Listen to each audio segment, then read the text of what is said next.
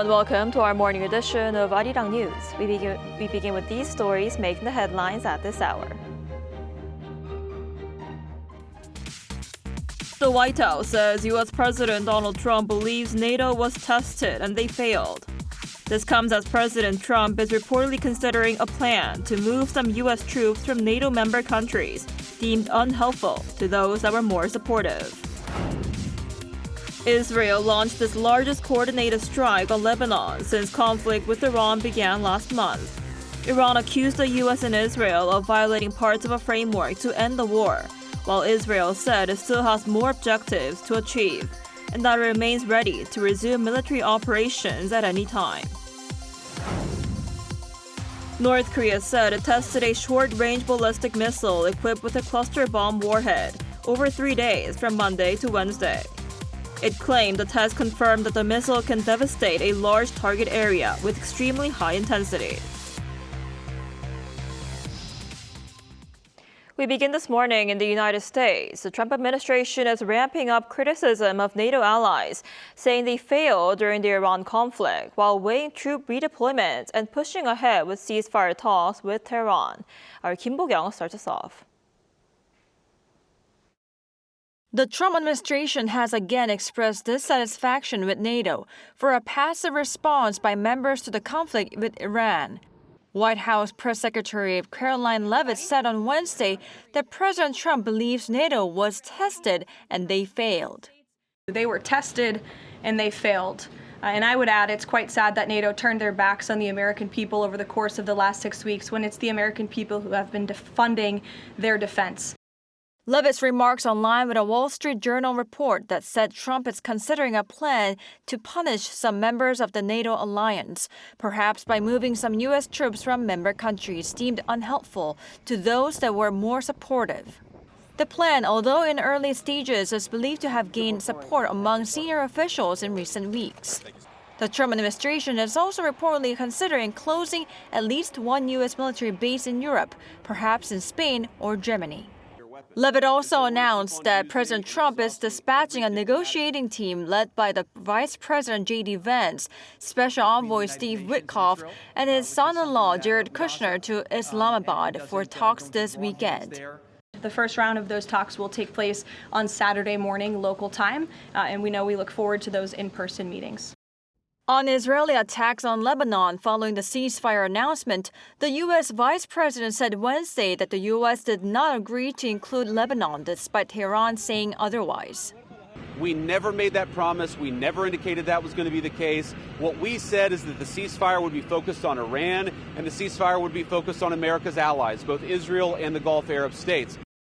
Trump, speaking to PBS News, said Lebanon is not part of the ceasefire agreement because of Hezbollah, calling it a separate skirmish that will get taken care of. Kim Bo-kyung, Arirang News. And a fragile ceasefire between the United States and Iran is under pressure as Iran moves to close the Strait of Hormuz and Israel intensifies strikes in Lebanon. Israeli Prime Minister Benjamin Netanyahu warns military action could resume at any moment as rising tensions cast doubt over upcoming negotiations. Our Lee Seung-jae has the details. A fragile ceasefire between the United States and Iran is showing signs of strain as tensions escalate across the Middle East. Iranian state media said Wednesday that Tehran has closed the Strait of Hormuz in response to Israel's continued military operations in Lebanon.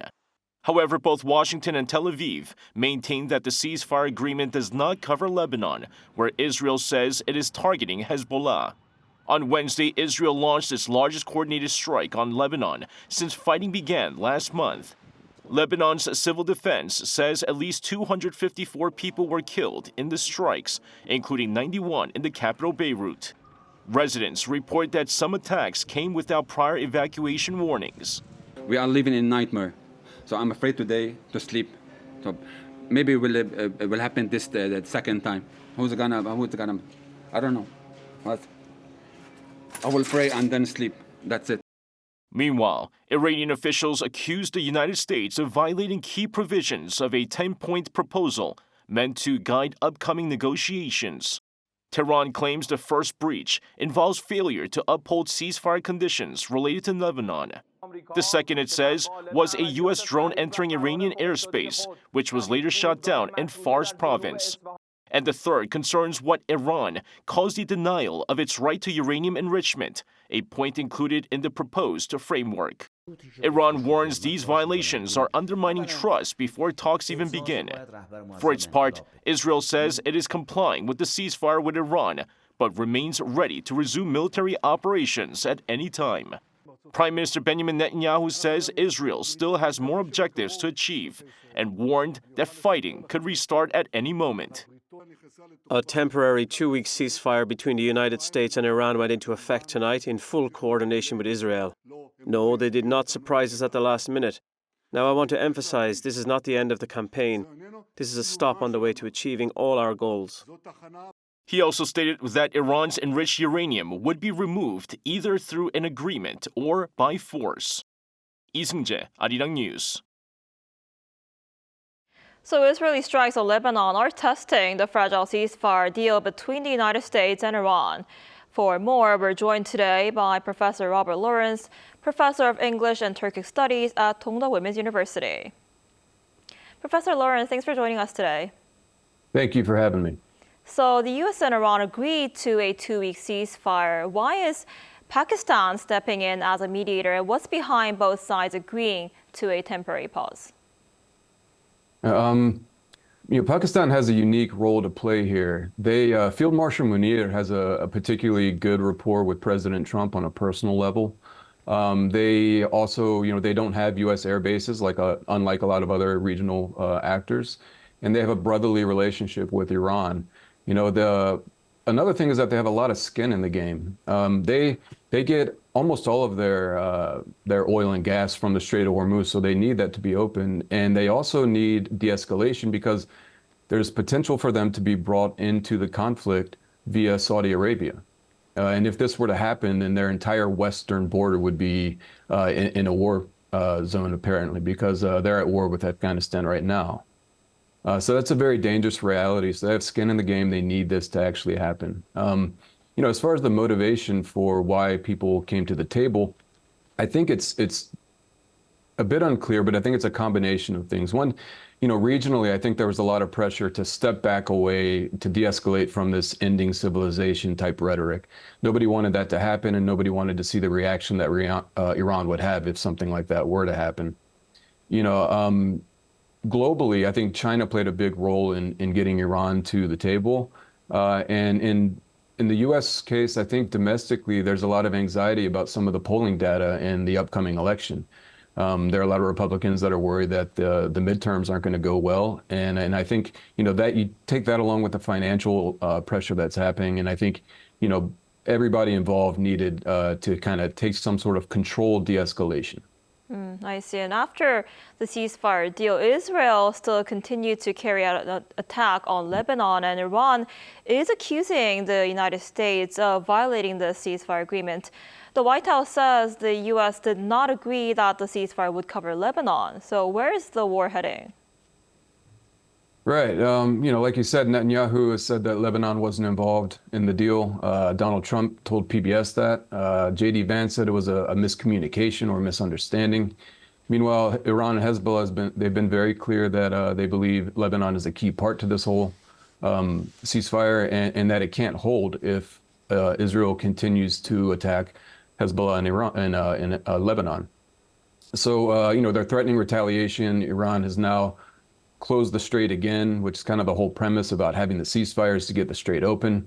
So this could really function as a spoiler. If that's by design or if that's a misunderstanding is a bit unclear, but it's a big hurdle to get over in order for people to sit down and talk in Islamabad. Right, and I'm glad you mentioned that because both the United States and Iran have said they will begin talks this weekend in Pakistan. How do you see this negotiation playing out? Well, they're both saying that that the other one has violated the terms of the agreement already. So we may not get there, to be perfectly honest. But even if we do, there are a lot of sticking points. Both sides are kind of showing these maximalist demands that aren't going to go over very well with the other side, I don't think. Iran has a tendency to drag out negotiations and kind of bide for time. Remember, it took 2.5 years for the JCPOA to get negotiated under the Obama administration. And I think that there's a high probability that they'll do the same. Strategically speaking, this time, I think that they'll assume that the likelihood of the U.S. will to re-engage militarily will decrease as time goes on. Donald Trump didn't react to this strategy very well in the last 2 negotiations. So we'll see if there's going to be a different approach, and we'll also see if there's not a different approach if Donald Trump has the will to step back in militarily, if he thinks that it's just another stall tactic. Where does it go from here? And it's the probability of a meaningful, lasting peace seems kind of small right now. They disagree. Both sides disagree on the fundamental terms of the agreement. The U.S. believes that the free flow of ships through the Strait is the basis for the deal, and Iran's saying that there needs to be a toll paid, $2 million per ship. So we're 24 hours, not even 24 hours in, and the last I've seen, I think Lebanon, Israel, Iran, Bahrain, Kuwait, UAE, and Saudi Arabia have all been under attack after the ceasefire went into place. Right. Not to mention, as of this morning, I think the East-West pipeline in Saudi Arabia was also hit. That's not going it's underreported anyway. And this is a significant escalation because there's 7 million barrels a day going through that, and that's bypassing the Strait of Hormuz. So if we can't get ships through the Strait and oil isn't coming out of Yanbu, depending on what the damage is there, and it can't go out the Bab al-Mandab, then we're taking, that's a total of about 22 million barrels a day, if you take the 15 and the 7. So, it doesn't look good so far, and the rhetoric isn't exactly getting better. We're still in the early hours or days of this going on, but right now I don't necessarily see a positive direction. That could be turned around if both sides kind of step away from maximalist demands, but we'll see if there's a will to do so. I see. And China and Russia vetoed a UN Security Council resolution calling for efforts to protect the commercial shipping through the Strait of Hormuz. What role do you think Beijing and Moscow could play in shaping what happens next? Yeah, I don't think it should come to a surprise to anybody that they did that. They didn't really show up much in the 12-day war for Iran, and Iran was critical of this. And this hasn't been the case this time. In this conflict, Russia and China are not neutral actors.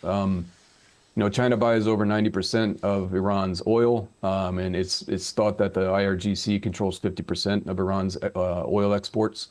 The IRGC also imports Chinese methods and technologies of monitoring the public, and China provides the chemical precursors for the solid fuel that is fueling the missiles. Also China and Russia both supply advanced weaponry and technology that improved the drones, the Shahed drones, and they've been providing satellite imagery and targeting intelligence. And this isn't, too dissimilar. I think the U.S. provides targeting intelligence for Ukraine, so it's a bit of a tit for tat. And I don't think it's a big surprise that they weren't going to give diplomatically in the UN. They weren't going to give one of their allies targets, Bahrain, who brought this initiative to the Security Council. They weren't going to give them that diplomatic win in this case. Strategically, I think both of them like watching the U.S. burn through stockpiles of interceptors, and I think that they like having the U.S. military engaged in theaters that aren't near them. So their behavior doesn't surprise me at all. I think it's strategic and it makes logical sense.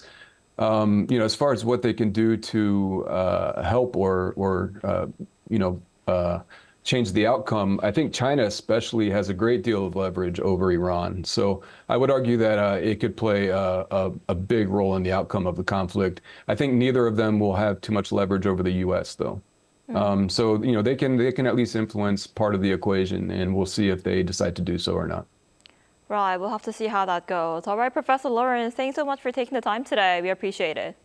Thank you for having me. Have a good day. Thank you.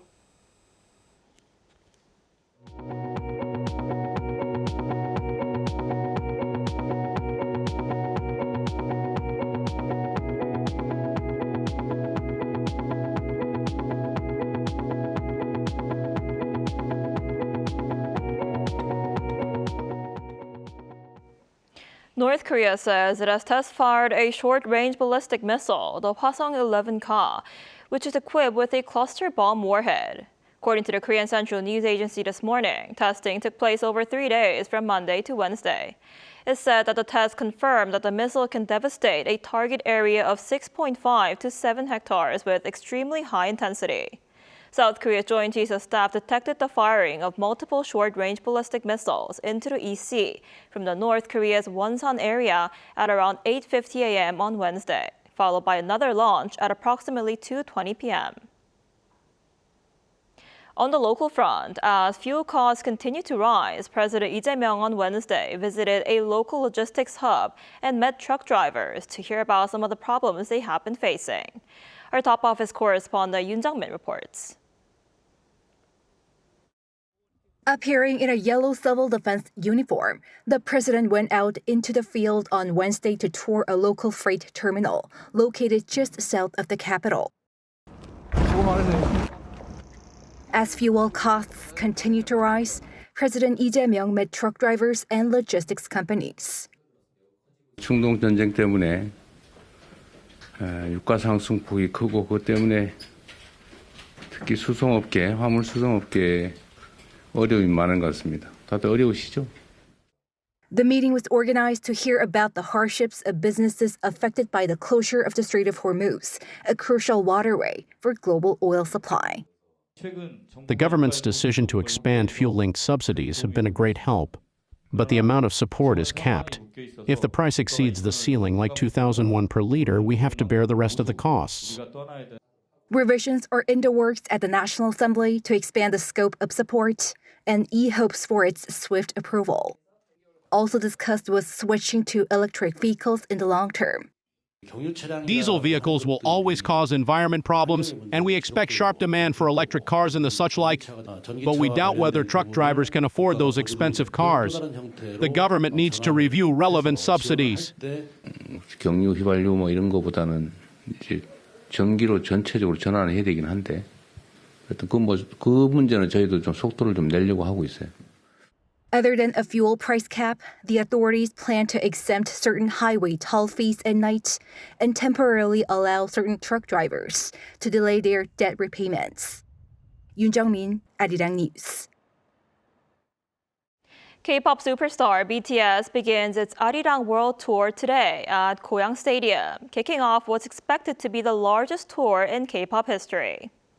According to Big Hit Music, the group will perform 85 shows across 34 countries worldwide, including in the United States, Japan, and Europe.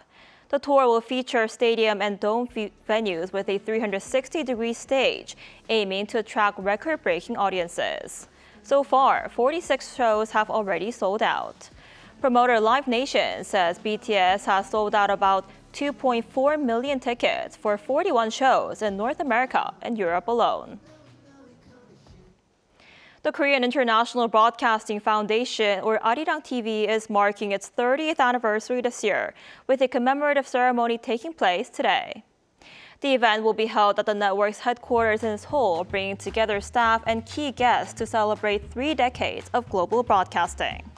Founded in 1996, Arirang has grown into a major international broadcaster, reaching audiences in around 140 countries. Organizers say the anniversary event will not only reflect on the network's achievements over the past 30 years, but also outline its vision for the future, highlighting new programs and its evolving role in promoting Korean culture globally. Global K-pop sensation BTS is also set to receive a Merit Award at the ceremony.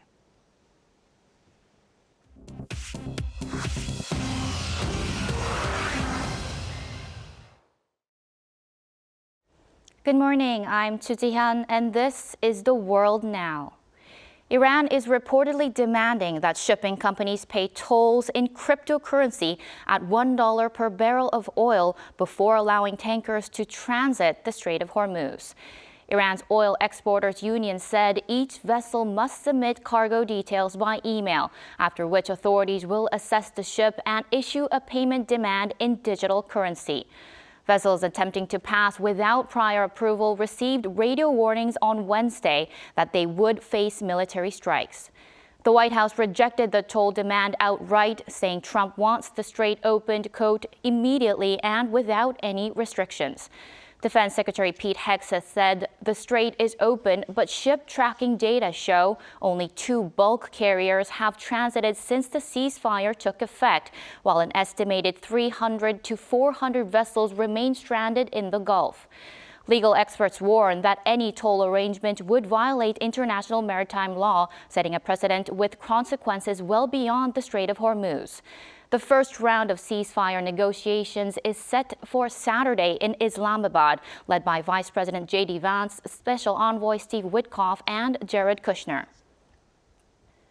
Minutes from the Fed's March meeting released on Wednesday showed most policymakers still expected to lower rates at some point this year, but flagged the Iran's war impact on inflation and the labor market as key uncertainties. Some officials said they needed to stay open to rate hikes if inflation remained elevated. Oil prices remain roughly 30% above pre-war levels, despite a sharp drop following the ceasefire. Interest rate futures on Wednesday put the odds of a Fed rate cut by the end of the year at roughly 1 in 4. That's a significant shift from before the ceasefire, when traders had begun pricing in the possibility of a hike. San Francisco Fed President Mary Daly said on Wednesday that it was too early to judge how the conflict and energy costs would ultimately shape the U.S. economy, a view that captures where the Fed stands as a whole. In Rio de Janeiro's Olympic Park, a fire at the velodrome in the early hours of Wednesday gutted the ceiling of the arena before firefighters brought the blaze under control. No injuries were reported. 80 firefighters and 20 fire trucks responded to the scene. The building houses the Olympic Museum, which holds artifacts including the original Olympic torch and medals from the 2016 Rio Games. The city's mayor said both the velodrome and the museum sustained minimal damage. The velodrome previously suffered 2 separate fires in 2017. A Los Angeles federal court on Wednesday sentenced drug dealer Jasvine Sangha to 15 years in prison for her role in the 2023 death of Friends actor Matthew Perry. It is the longest sentence handed down so far in the case. Sangha pleaded guilty to 5 felony drug counts, including distributing the ketamine that ultimately killed Perry at his Los Angeles home at age 54. The court found that the so-called Ketamine Queen had continued selling illegal drugs for 6 months after Perry's death, a factor the judge cited in rejecting leniency arguments from the defense.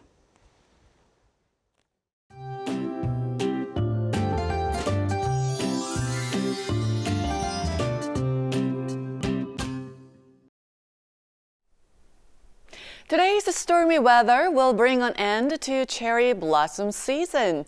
A windy, rain-soaked days ahead across the country. Heavy rain is already falling in the southern regions, with a heavy rain advisory being issued on Jeju Island. And this round of showers will gradually spread nationwide throughout the day.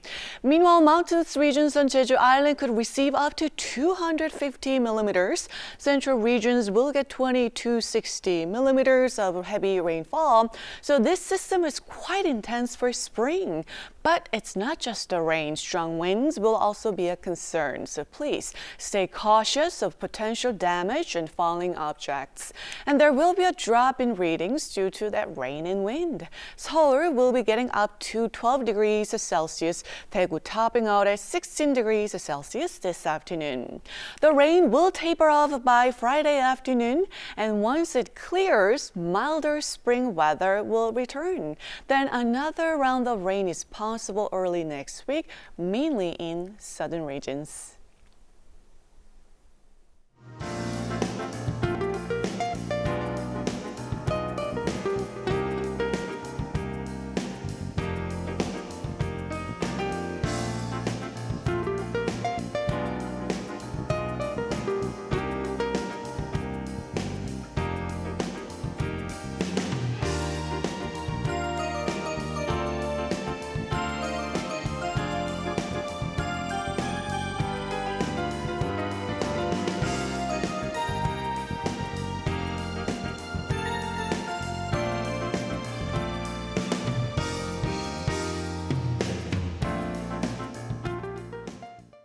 That's all we have for this morning. Arirang News will be back at noon Korea time. Thanks for watching.